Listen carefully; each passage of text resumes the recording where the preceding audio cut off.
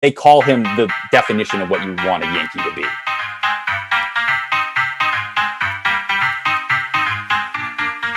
The Orioles here, 0.0% chance of making the postseason. How is that possible? Like, he's going to kill in their division year after year after year. We have to be fair here because we talked about the Mets rotation, the Nationals rotation.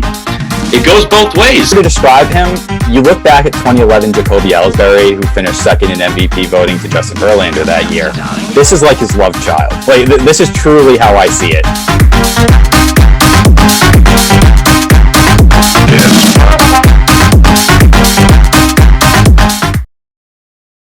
Yes, that's right. It's The Squeeze. My name is Logan Lockhart. That, sitting right across from me, is Tyler Milliken. This is presented by Primetime Sports Talk. It's going to be a weekly show. We're very excited. I don't want to speak on behalf of you, Tyler, but I know you're excited.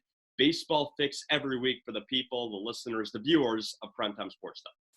Exactly. Every Saturday, we're going to be coming with different stuff, whether, some interviews mixed in, kind of talking what's happened each week of the season. And, it feels good. We got 162 games this year. We're not back to the 60-game madness and all the craziness. We got some fans in the stands. I'm looking forward to a somewhat normal baseball season. I still think we're going to have a lot of the weirdness as we'll get into it. But for the most part, this is the closest thing we've had to, actual traditional baseball since 2019. So I'll take it. I feel relatively normal watching these games, I gotta say. And the more I watch games, and this was a real fun weekend, first series, real fun. The more I watched it, and I bet you the more I'm going to watch as we move on here, the more I want to forget about 2020. The no fans and no this. It was just, it's kind of sad, honestly, and I'm happy that we are where we are. I'm 1,000% with you. Watching the postseason, I think we got the first taste of it once fans started to get introduced. I just looked back and I was watching some clips of just some, Red Sox and different highlights from the 2020 season. And the fan noise that was playing was truly white noise. Like, it sounds so awkward after, just listening to fans being back in the stadium and everything like that. It just doesn't feel natural. And, during last season, I kind of sat there and you heard some players just be like, no matter what, it just doesn't feel right to me. I get it now. I feel like I can truly kind of match that up. Because just having, someone who's watched a lot of Red Sox games over the last couple of days, they got 4,000-ish fans in the stadium. It makes a world difference. Just from the player's perspective, the energy you're seeing on the field and different stuff like that. So I hope, let's hope fans stay in the stadiums for the rest of the year. It looks like a lot of places are handling things differently, obviously, depending on state guidelines, but it makes a world difference. There's been so many players starting in spring training who have said, can't wait for the fans. Number one thing we're looking most forward to. And we have to remember, a lot of these guys, they've played in front of people since high school, since Little League. It's never been empty. Never. And here we are, the 2020 season, it was empty. There was nobody there. It does make a world of difference. Like you said, I got to tell you, though, there's one thing that needs to get back where, for me, I'm fully normal. And that's having the broadcasters in the booth at the game in person. I know a lot of the home team broadcasts are there, but the away team broadcasts, I'm not sure how some of them are doing it. Some of them might be doing it differently, but it does make a big difference. For example, you see Joe Madden in the Angels last night doing double switches. There's some confusion in the booth. What's he doing here? Now, they handled it pretty well. I can tell you on the Blue Jays broadcast, there was some confusion. Okay, what did Montoyo just do? Defensive replacement, this, that. They need to be there in person once that happens, and they're doing a great job, everyone. But once that happens, then for me, I feel normal completely. No, 100,000%. That, just the smoothness of it, you know what I mean? And you could hear it. And during spring training, it was miserable at times. Because especially, you get to the 5th, 6th inning and you got, 4 or 5 defensive replacements in an inning. You had the weird, wacky rules of spring training where, pitchers were being pulled, coming back in. You had some guys who came out of the field but were still batting in the lineup.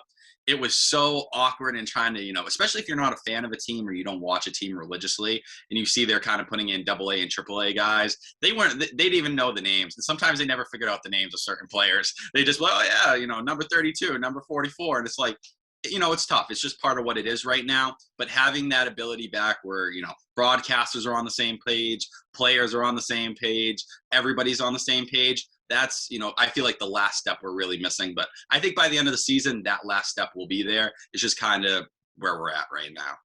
It is kind of the last step, right? Now we're hoping playoff time, everyone's there. They were there, Fox was there for the World Series, but we're hoping that it becomes a normal thing where everyone's back in the booth. Now, last season, we did see some rule changes. The universal DH did not carry over. We know that. Expanded postseason did not carry over. The extra inning rule did carry over. This threw me completely off guard. I'm watching opening day, Yankee Stadium, and a fantastic ball game, and I thought this ruined the rhythm of it. It completely went over my head. I got to be honest with you. I didn't even realize that we're back to this extra inning rule. I thought this was a 60-game thing. No. Here we are, 162 season, extra inning rule. Do you like the extra inning rule? I'll give you my thoughts. We might have a disagreement here. Do you like it? Personally, I don't have a problem against it. It's never bothered me. My issue is with the inability of Major League Baseball and the players to be on the same page in terms of these rule changes. Whether you want to look at the universal DH and how that played out with what happened to Zach Gallen a few weeks ago, a guy ends up fracturing, hairline fracture in his forearm. But, one of the best young pitchers in baseball. And now, we're hoping to see him at the end of April, best case scenario. The fact that all this is coming down to negotiating tactics and they're not putting the best product forward, that's my problem. With the extra inning rule within itself, I put out a piece, I want to say about a year ago now, where I had talked about it. And I did believe there was an issue where due to pace of play and games being long, getting past 3 hours, you get into that 4-hour mark as games kind of carried, it creates a tough scenario for young fans. And I've been really kind of cautious with that. I want to be able to bring those younger people into the game because while it's great that me and you love baseball, I think we're definitely in the minority of a lot of people, our age being into that sport. While I definitely think there's certain things, so personally, I think it should be pushed a couple innings back before you put a runner on second. But I'd wholeheartedly agree with you. It completely ruined the flow of that Yankees-Blue Jays game. It did. It threw me off guard. And it just left a bad taste in my mouth. I got to be honest with you.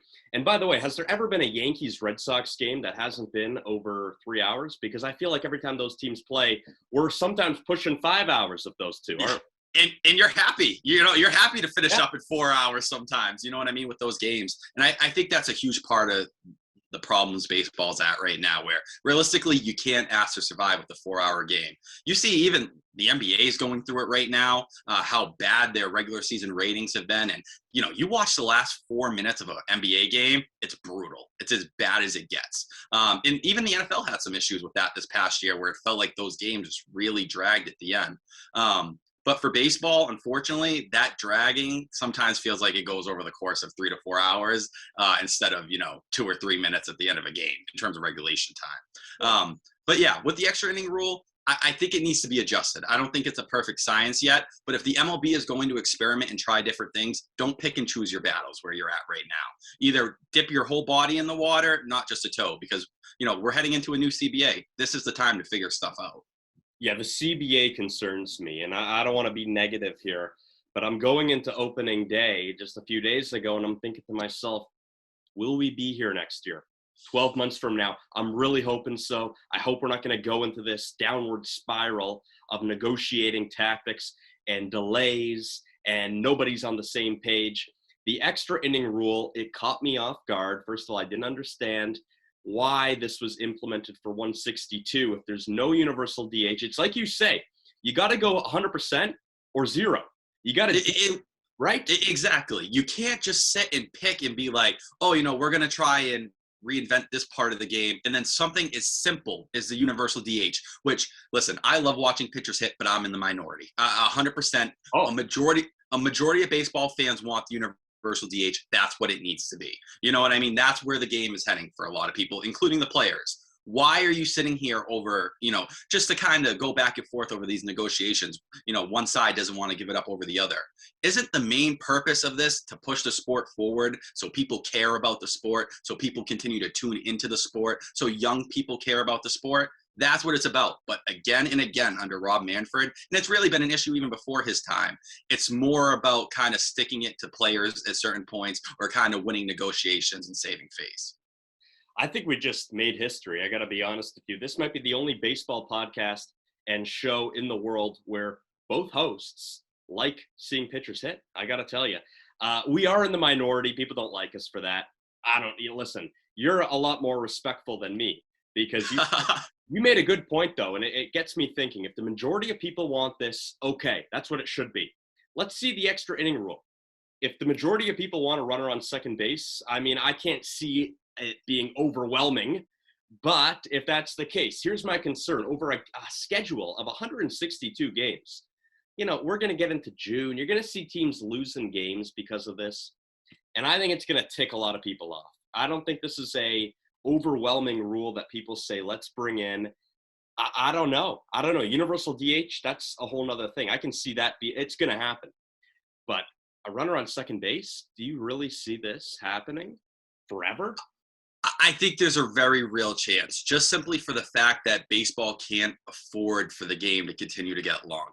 And we're talking about something, a majority of games don't go into extra innings. I just think it needs to be adjusted. I don't think you should see a runner on second until something like the 12th inning.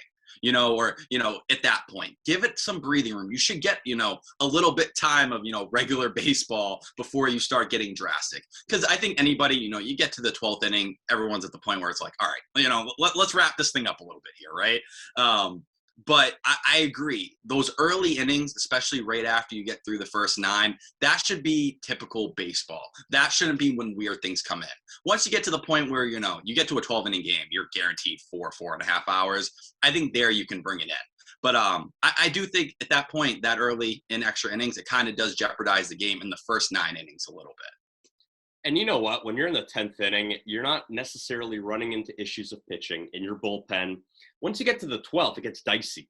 And you're trying to save arms at that point. Nobody wants to see a bullpen destroyed, especially in a 162-game season. And I think it's an even bigger deal this year where it makes sense because so many guys are going to have new pitching limits after a year of such limited throwing. I think that's why it makes a lot of sense in a year like this. But, like we said, you have to dip your whole body into the water here. You can't just dip your toes in. And once again, baseball, it always feels like they take one step forward and it's 2 back. And I feel like this is just another example of that. Sometimes it's just the way it is. Let's go Shohei Ohtani here. I got to tell you, watching a healthy Shohei Ohtani, isn't that the primary storyline of this season in Major League Baseball? For me, it is, following his progress, healthy as a pitcher and as a hitter. To me, this is what I'm watching the most, maybe.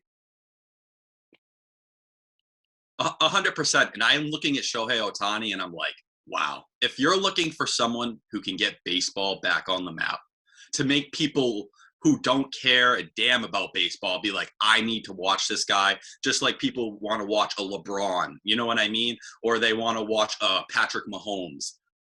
You got, the modern version of Babe Ruth here. And I'm telling you, Babe Ruth wasn't pumping 100 and hitting balls out, 110 exit velocity. I'm fingers crossed, and I tweeted this out last night. I pray that this guy can stay healthy. And we saw even at the end of last night, he gets cleated right at home plate.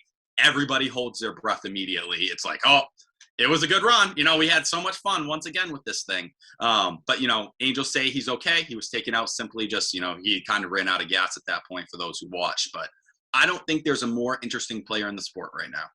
No. And you know what? There's a buzz about last night.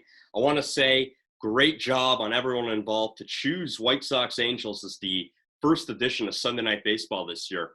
It was a great game, and there was a buzz around it, and it was because of Shohei Ohtani. He was the headliner of the game. We need more of that. We do need a lot more of that. Did not pitch really in 2019. In 2020, he made 2 starts. 2018, made about 10 starts there. So last night was his 13th career start. His stuff's electric. His stuff really is electric. Some control issues, but we're kind of looking past that because when you have a guy who's throwing 6 different pitches and all of them are pretty electric in their own right, that tells you something. 1,000%. And just from the fact of you're slowly starting to see the emotion come out from him. I felt like he was very reserved when he first came over and he was adjusting to, Major League Baseball and, being a part of the Angels. Last night, you saw him, whether it was the home run, there was a little swag there, after he had knocked it, and the sound off the bat was ridiculous. But even on the mound, after a big strikeout, walking off the mound pumped up, that's the stuff that brings people in and makes people care. And with Ohtani, it doesn't have to be all or nothing here, right? We're not talking he needs to go out there and be a 6-7 inning guy every time. But if you're telling me he can give you 5 innings of 1 or 2 run baseball, be electric out there pumping 100, and still hitting that same day, being in a lineup the majority of days when he's not pitching, it's going to break and change baseball forever in a positive way. And we've seen some of the two-way players that have kind of worked through it and tried in recent years. Michael Lorenzen has tried to become one of those guys, hasn't exactly gone the way he has hoped. But if Shohei Ohtani can start to grow that way, it won't be long before he sets an example for the next generation, these guys coming up. And there's some like a Brendan McKay with the Rays who tried, and it didn't really work. Hunter Green when he first entered the Reds organization. But I think Shohei Ohtani has a chance to change baseball forever. And if he can even somewhat be successful at this, people are going to try to do it. Jared Walsh, another one. More, Angels said, no, we really like you at first base. That's where you're playing. I thought Joe Madden was real interesting when Matt Vasgersian, Alex Rodriguez, they had him during the game for an interview, and it was a ground out that Ohtani ran himself into, but Madden said if he wasn't pitching today, he might run that out, right? He is quick, and he can run out. He can get infield hits as well. This tells you about this guy. He does everything. He's not your typical pitcher where they're going to just jog it out to first base. If he wasn't starting yesterday, he may have ran that out, and that would have been even more impressive. I think he would have beat it out. Like you're just watching it, and it was close. And I'm happy, though. Listen, I'm all for guys going 100% all the time, but when you're someone with Shohei Ohtani's injury history, he's on the mound, play it slow. It's 162 games here. We don't need to be busting it down the line when you need to be out there throwing in a couple minutes. But he's the kind of guy you could see even he wanted to run as hard as he could down the line there. And I think that's the kind of guy who he is. We've seen him, get to third base on triples, and it's lightning speed, and he's not a small, like, speedy guy, like tall, not super lanky, pretty well built at this point, but he's just a true athlete. And I think that's something baseball hasn't had a lot of until recent years. And I think he kind of fits right into this generation of, there's just so many freak athletes that you never thought you'd see playing baseball. Yep. And it's good for the game. That's all we care about, really, at the end of the day. I like Ohtani down in Southern California for that storyline. That's all across baseball. AL, NL, forget about it. I'm watching Shohei Ohtani. Storylines for you? Big ones right now, at least early in the season. One I'm kind of looking at least is the your mom Mercedes kind of situation going on that everyone's talking about. And while I don't think this is going to be something that continues throughout the year, let's be realistic here. I think it's so great to see a journeyman kind of player come up, start 8 for 8 like he did, and just shooting the ball all over. He's posted his lineup card with Tony La Russa. You know what I mean? He's become a little bit of a meme, and everybody's kind of posting about it. I think those little weird storylines fit baseball so well. So I think that's been one of the best early season storylines so far that people can kind of cling to and talk about. He's an incredible story. Incredible. I applaud the people that have looked into it and really dug into where this guy came from. He's 28 years of age now. True journeyman. True journeyman. And they liked him in spring training. And you talk to White Sox fans, they say, hey, he was kind of on our radar. I'm talking fans, not management. They said, yeah, we noticed him. The guy can hit. He's a stud. I believe he plays catcher. That's his position. Yeah, we've seen it. He can kind of mix it up in all these different spots, and I think that's the big thing to get excited about here. Because the White Sox, unfortunately, with the injury of Eloy Jimenez going down and everything like that, there's going to be some mix and matching they need to do here. He's not the most athletic guy. You look at him. He has kind of those similarities to Kirk in terms of the body type and different stuff like that. But I think that's what makes it fun. He feels like baseball, And I think that's something people can really kind of get around and get excited about, especially for a White Sox team that, they're kind of, how people see them is very across the board. Some people see them, kind of coming back down to earth and being closer to 500. And then some people say, hey, they're going to take that AL Central, and this is the first year of many. Well, I think it's a 2-horse race. I think it's them and the Twins, and it's more of a Dodgers-Padres kind of thing, but to a lesser extent. Yeah, it's going to be like that. White Sox, Twins. I like the White Sox. I'm all on the White Sox this year, but I'm also on the Twins. I think those are two playoff teams. Agreed.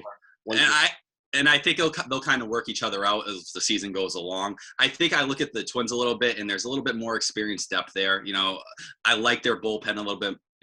I like their bullpen. While the White Sox bullpen is a little stronger overall, the rotation for the White Sox after those first three starters, it makes me a little nervous. A lot of unproven kind of components there. But I think the Twins aren't in that much different of a situation. I'm just expecting a huge breakout from Jose Barrios. And I think we saw him and Corbin Burns dealing the other day, dueling no-hitters. Wow. Oh, wow. And you look at that Minnesota Twins lineup, there's not too many in baseball that are as well-rounded as they are. They lose Josh Donaldson, they don't miss a beat. And while, I hope Josh Donaldson can finally get some of these injuries right, he doesn't need to be healthy for a full 162 for all these things to work out. It's unfortunate with Donaldson there after one at-bat, and he's injured. Yeah. That's a tough one for him and the Twins. I got my eyes on the Mets, and here's where I'm going with this, because they signed Lindor to a big deal. It surpasses Tatis in money. Okay, that's what we're talking about for some context here. The Mets I got my eyes on. We don't need to talk about the Mets. We all know about the Mets and the offseason and a tough division. Tough division there, and you're going to see the Nationals open tomorrow. The Mets open tonight against the Phillies. Here's the thing. You see Lindor get that kind of money. I'm now looking at the other shortstops across baseball. A lot of them, the top ones, they're free agents this winter. I got my eyes on all of these guys. Can they surpass this kind of money? Can Corey Seager do it? Can Trevor Story do it? Can Javi Baez do it? Probably not. Can Carlos Correa do it? Probably not. But Seager and Story in particular. Seager in LA here. I mean, I don't know how they're going to work out the money in terms of a budget, but what's going on with Seager?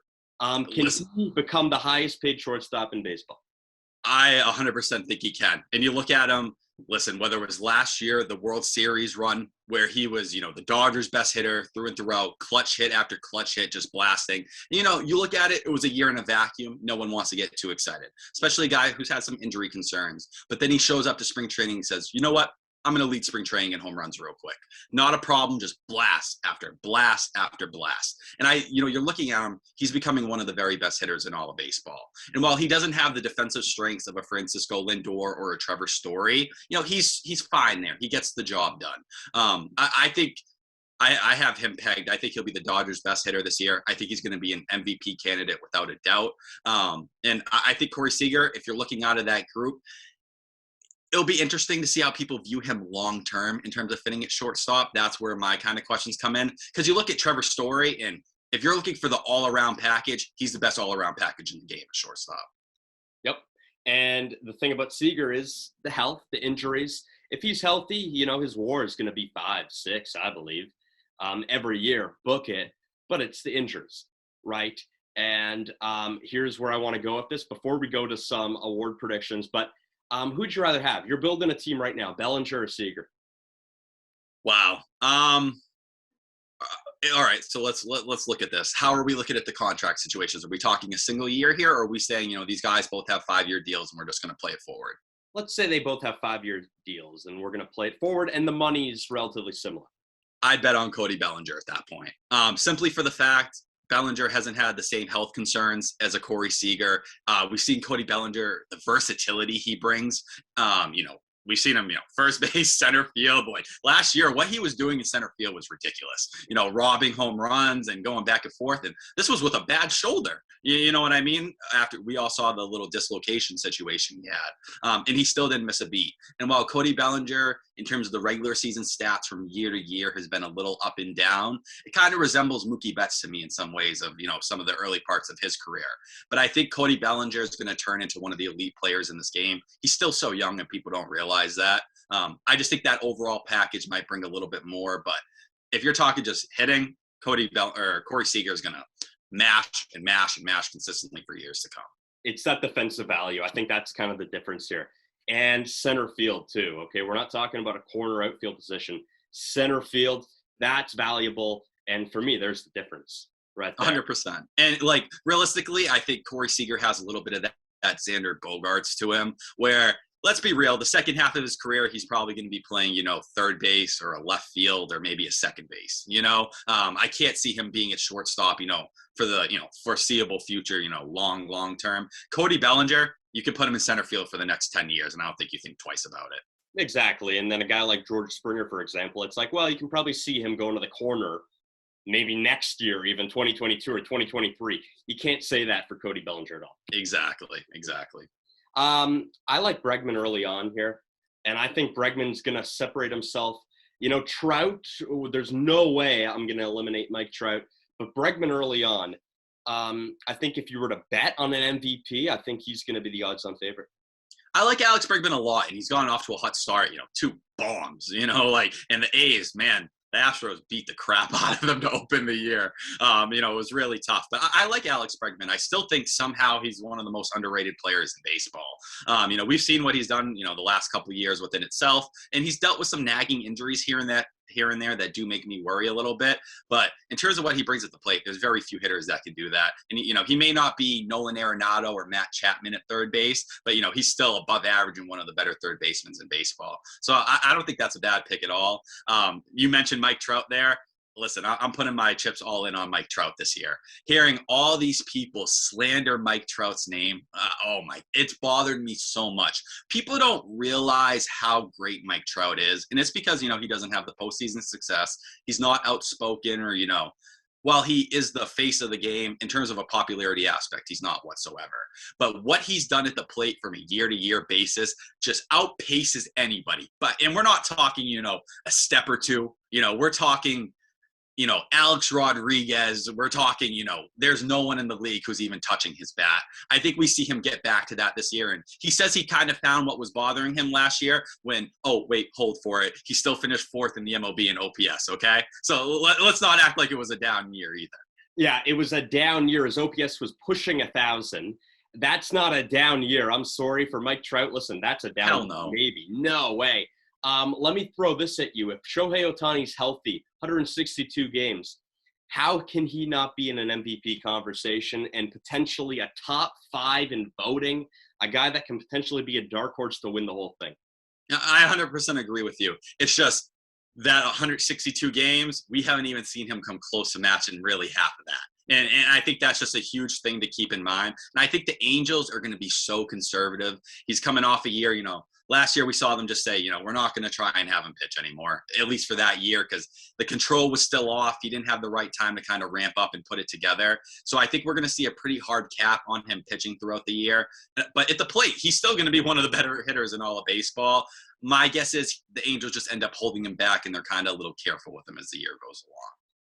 In the NL, I think it's Juan Soto's to lose. And I know that's going to be a bold pick.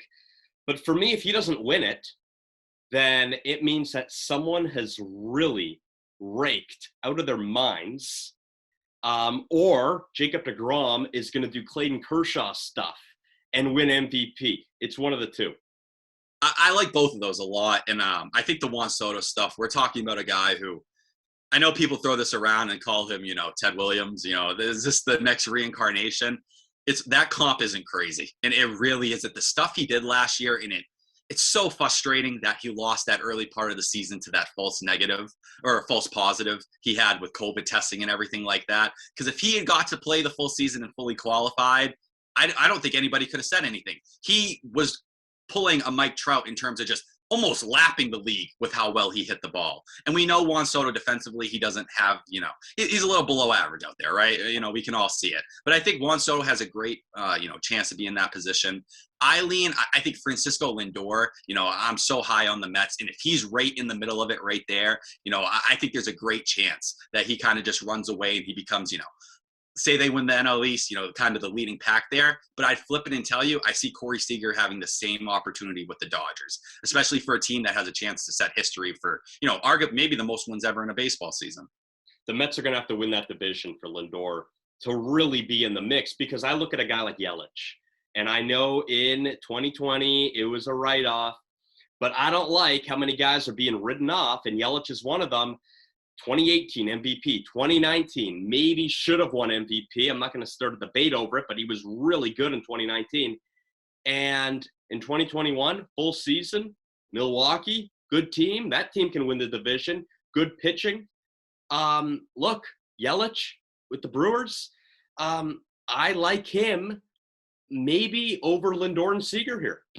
Hey, if you're ESPN heading into last year, they rate Christian Yelich the number one player in all of baseball. Obviously, it didn't look too great after 60 games, but I'm right there with you. I still think Christian Yelich's one of the best players in all of baseball. I'm fully expecting a bounce back year. I do have slight concerns because I think the knee surgery he ended up having, kind of flew under the radar for how big of a deal it was. Now, I think he's going to be healthy. I just wonder if we're ever going to see the all-around Christian Yelich we once saw. I still think he's going to slug and do his thing like he did. But, the former guy who was, 20 bags, great defense in the outfield, I think we might be a little bit beyond that at this point. And that's no slander to him. He's still going to be a great player. But I think you might see some of that value kind of fall apart in that sense right there. And, since we're in the NL Central right now, I'm going to mention Nolan Arenado.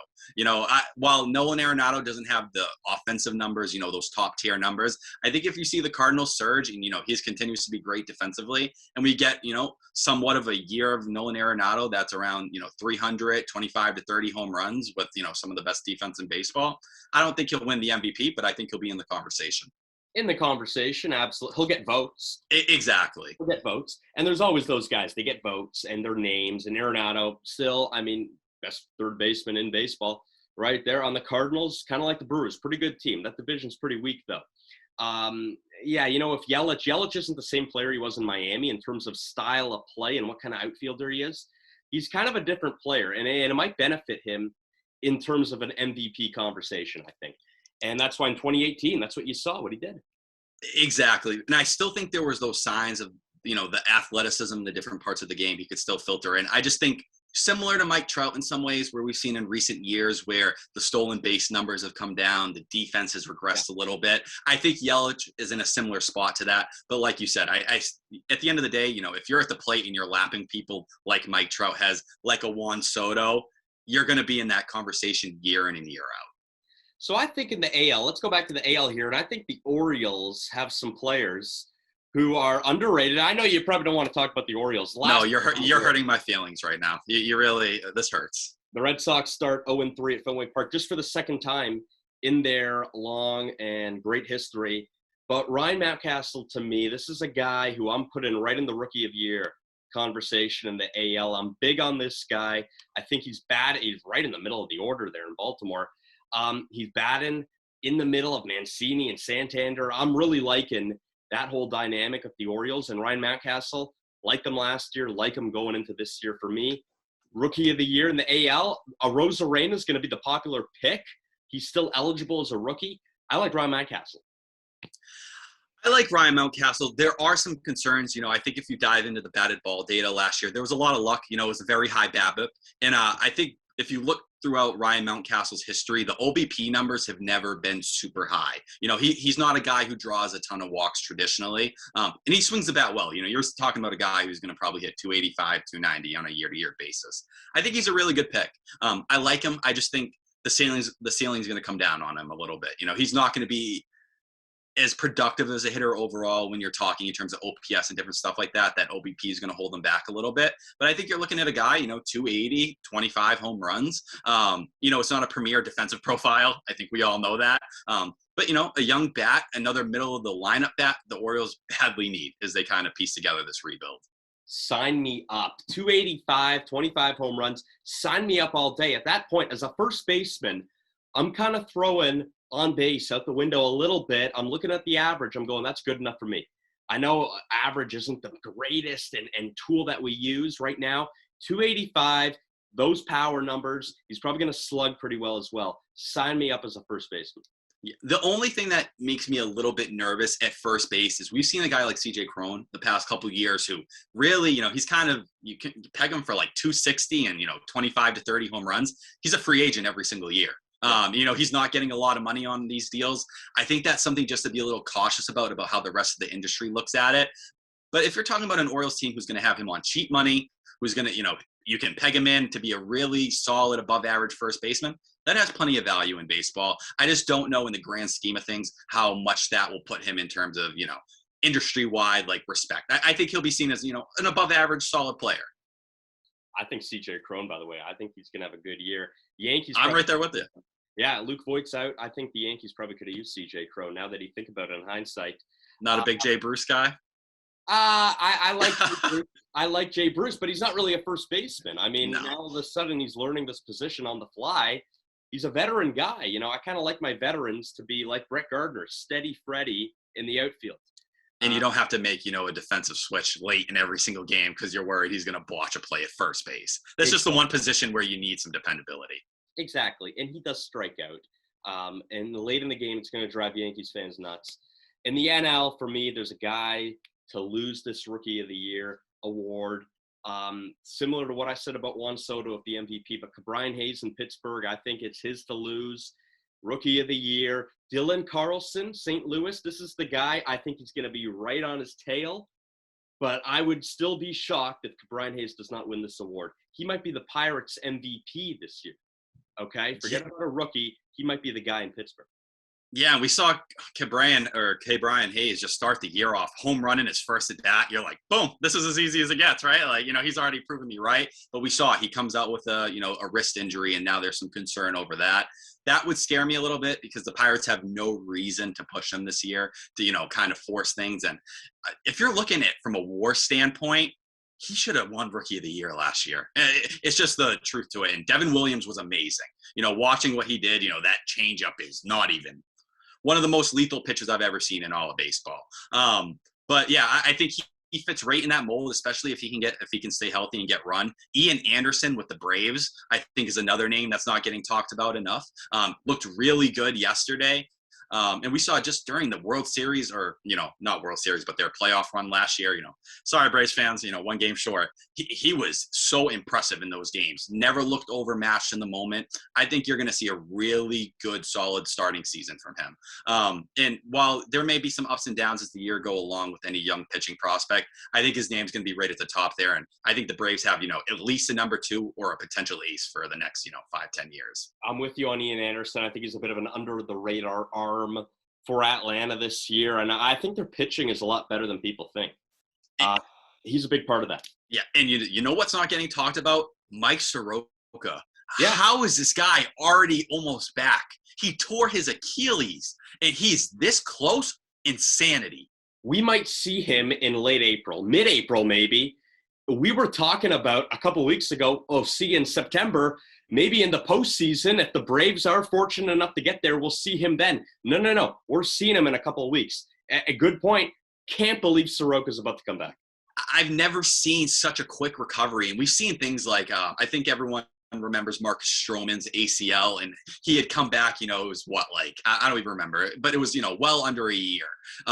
Soroka coming back from this, when that injury happened, everyone was like, all right, well, we'll see you in 2022. That sucks. It looked like, 2021 was setting up to be a really big year for the Braves as a whole. And the fact that he's coming back, I don't want to get too excited. I'm very nervous that he may not be what he was, or it may take a little bit for him to get it back underneath his belt. Because you can see even the Braves are like, please slow down. Let's not push the pace here. We don't have to. But he's every obstacle that's come so far, he's jumped 10 feet over it, and it hasn't been a problem. So, hey, the Braves, they got another really, solid mid-rotation arm there. I like their pitch, and Charlie Morton. I like what they're doing there.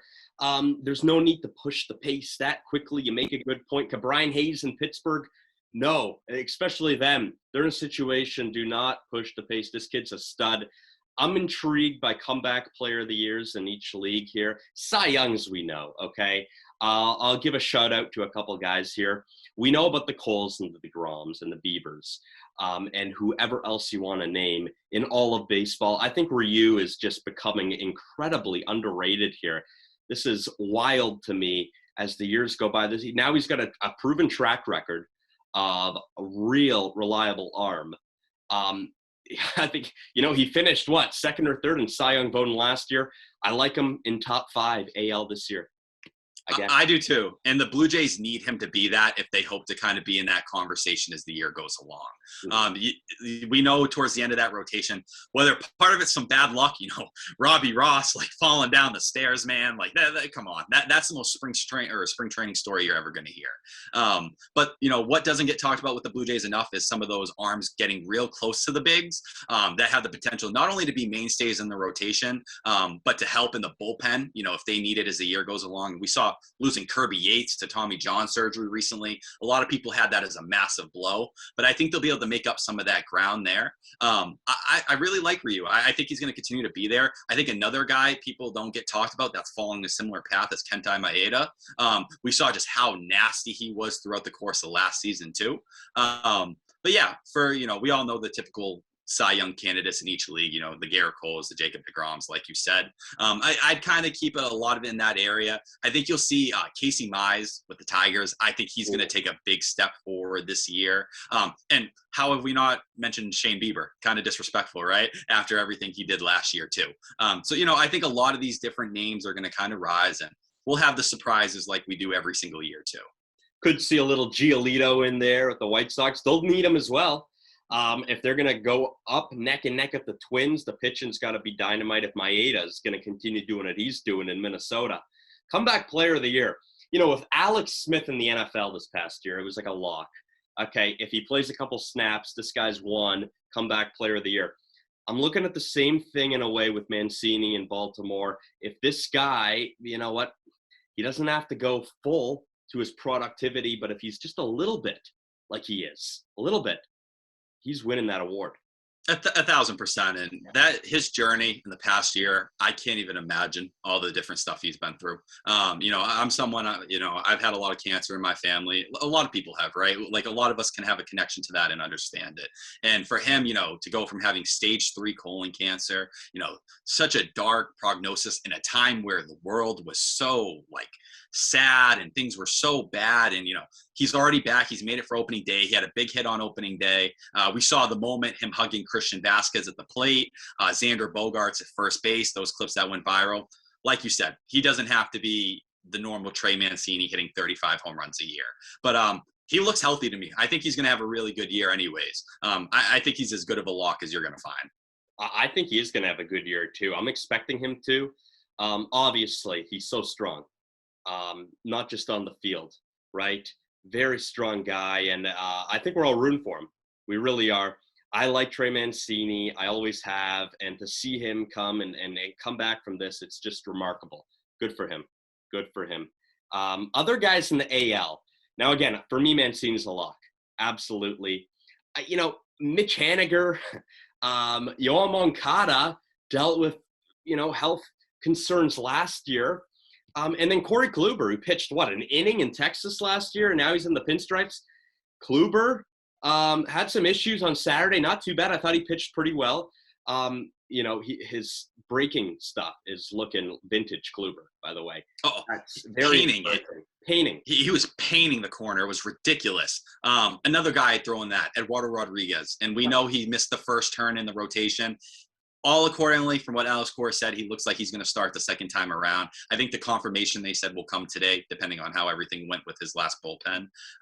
But, coming off myocarditis, he shined in spring training. He looked as good as I've ever seen him from a velo standpoint, from a control standpoint. And we know, outside of that, he's had injury concerns over the years. But he's another guy. If he can, Trey Mancini, obviously coming from something crazy. But, Eduardo Rodriguez will be right in that conversation too, I bet, by the end of the year. It's fantastic how many guys are in this conversation. It really is amazing. It really adds to the storylines as well. We probably could have thrown in a couple of these guys in those. NL, I like Mad Bum. Comeback player of the year. He's really got to prove something here, because I bet you there's talk in Arizona right now about why did we give all this money to this guy? He was clearly regressing. Why did we do this? And I think he's got to prove them wrong. He has to. He knows it.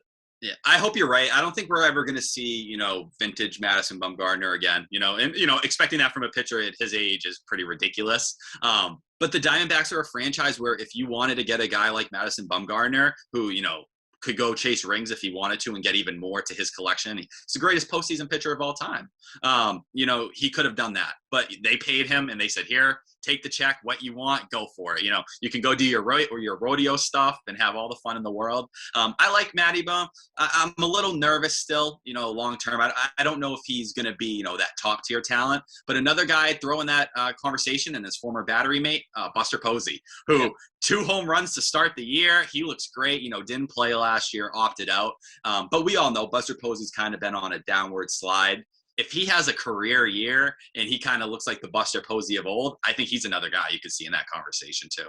You know who I also like, and I'm not throwing him into any comeback player of the year conversation necessarily, but also San Francisco Giant Evan Longoria, who is raking against lefties. And it's not really a platoon situation because Gabe Kapler, he's the third baseman. He's the guy every day. This guy, I'm telling you, Evan Longoria, our former buddy from the AL East, it's looking like he can do some damage, especially against lefties. But I like him as an under-the-radar veteran guy. I wanted to talk about the Giants. I think we'll do that next week about the San Francisco Giants because they're going to have a lot of money to spend this coming winter. I think their payroll is only about $30 million set for next year. They got a lot of money coming off the books in a loaded free agent class. And the Giants, who were kind of in somewhat on Trevor Bauer and some of the high-tier guys, I think going into 2022, they're going to be in on almost all of them. 100%. And they've been looking to spend – they've wanted to land that guy. You remember even with the Bryce Harper stuff, they were kind of in that conversation, similar to how they were before where they couldn't exactly close it down and get the deal done. But they're like, I'm willing to get creative and see what happens. You know what I mean?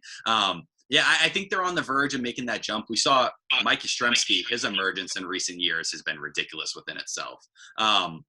They're an interesting team. While they may not have the high-tier talent, they were so close to making the playoffs last year. I think there's someone who will be interesting. Unfortunately, they just get beat down by, the Padres and the Dodgers. Tough division. We've done a lot of NL West things here today. Final words for this week as we look ahead to the second week installment as we start on a Monday here on Easter Monday. But tell you what you're looking forward to this week.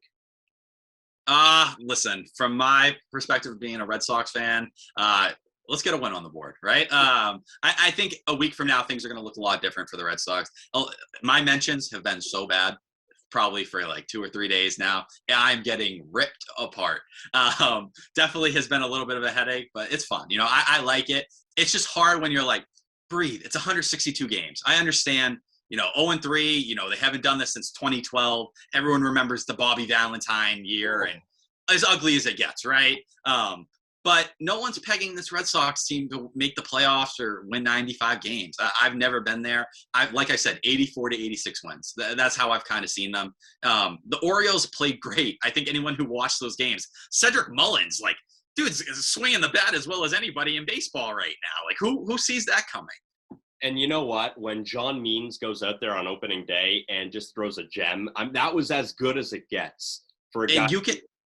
Yeah, and you can see what Means. The velo he's added, while he's not, throwing 96, 97, for a guy who was working super low 90s, sometimes high 80s, it makes a big difference when you have a changeup like he does. And the Red Sox, Eovaldi and Tanner Houck were filthy, both of the first 2 games. Garrett Richards, I've never been a big Garrett Richards guy. He couldn't make the Padres playoff rotation when they had no arms left. You're telling me this year he's supposed to be, vintage Angels Garrett Richards? I can't. It's hard for me to buy into that. Yeah, with Garrett Richards, it would have been one of those things. Maybe 2 years ago, I would have said, hey, comeback player of the year. No, I think we've kind of seen it now with Richards. It's unfortunate, but John Means set the tone early and the momentum carried over, and that's the series. It's a sweep. It happens. I'm with you on the Red Sox. I think the Red Sox are absolutely a lot better than people think. I'm not looking – I don't know what people are saying. If they're saying 70 wins, I think that's outrageous.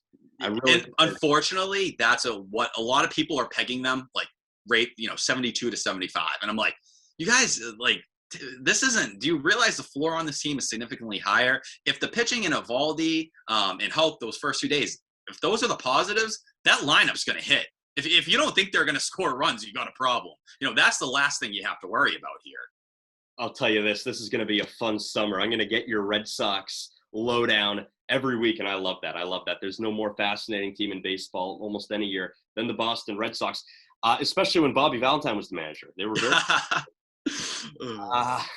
I like Bobby. A lot of respect, but, threatening to punch guys on the radio worries me a little bit here and there. It was, that season spiraled out of control. And it went from September of 2011 into 2012. It was just a carryover of everything. I know Terry Francona was at the end there in 2011, but everything just carried over. That is the squeeze.